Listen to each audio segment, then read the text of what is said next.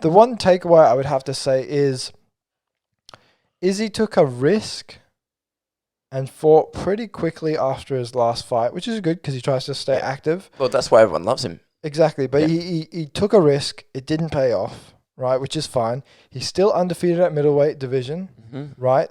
He can always attempt to go light heavyweight in the future, which is all good. But he can go back to middleweight and he can go pick off any of the people. He's now not undefeated.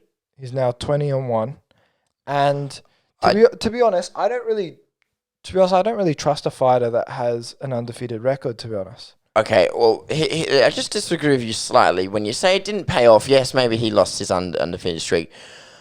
But he bumped up, and he bumped up to a division that was way above him, and then he went straight for the title, for the challenge. You know, he took that much of a risk. On paper, yes, he did lose, okay? I mean by results, not by experience. Yeah, I think that's your point. That's the point I'm trying to tell you. Yeah. Because we have seen a featherweight, Conor McGregor, go up to lightweight to win for the title. We have seen a light heavyweight go to heavyweight, Daniel Cormier, to win for 2 titles. We've seen the bantamweight try and attempt at flyweight attempt at bantamweight. But we've never seen the middleweight move to light heavyweight. First time it's ever been done. Exactly. It's the first time it's ever been done. So I still believe that Israel is still very much a pioneer in the sport. And yes, he's still undefeated at middleweight. I mean, I believe that maybe they should have a rematch. Possibly in the future. But later down the line. He can always move back up to light heavyweight. But there was just a lot of speculation about... We discussed do you reckon Israel should have just gone up and fought for the title straight away? I thought like maybe he could have had another fight at light heavyweight because there's definitely a lot of killers in light heavyweight. I mean, we're going to talk... They don't like to do that, though. They don't like to do that. They always like to put the champion up to the champion. Yeah. And to be honest, that makes sense because if they lose, then it looks like, you shouldn't even entertain them being with the champion. So I do understand what you mean. It's not like he doesn't train with light heavyweights at the gym and things like that.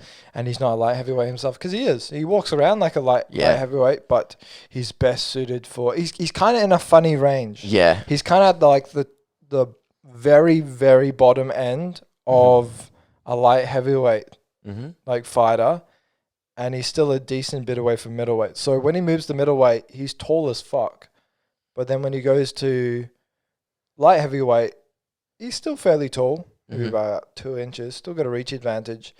But the size in which his opponents have is big. Like if we go through the roster, we've got Jan Blachowicz. We'll talk about the other fighters as well. But Jan Blachowicz, we've got Thiago Santos, we've got Alexander Rakic, we've got Anthony Smith. You know, we've got they're big guys. They're big guys. I knew he was making a point by not putting on muscle. Because he didn't want to change his output. Yeah. However, I think he would benefit from by putting on, a decent amount of muscle. It's onto your frame and be used to it. Be used to working with that amount of muscle. It would be beneficial for him. They can't absorb they can absorb way more punishment at a higher weight class.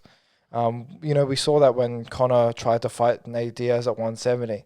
Those punches were hard, but for a 170, they were normal punches, right? But when when Izzy goes back to middleweight, he's still going to do incredibly well. Yeah. But I think if he does wish to go back to light heavyweight, he can, but he needs to put on a bit of size. And I know I know muscles don't win fights, I get it, but I think he should meet the 205 limit in the best form of Israel Adesanya. Yeah. I don't expect him to become some huge guy or put on a serious amount of mass. It's just enough for him to hit 205 where the size discrepancy isn't as harsh. That's what I mean.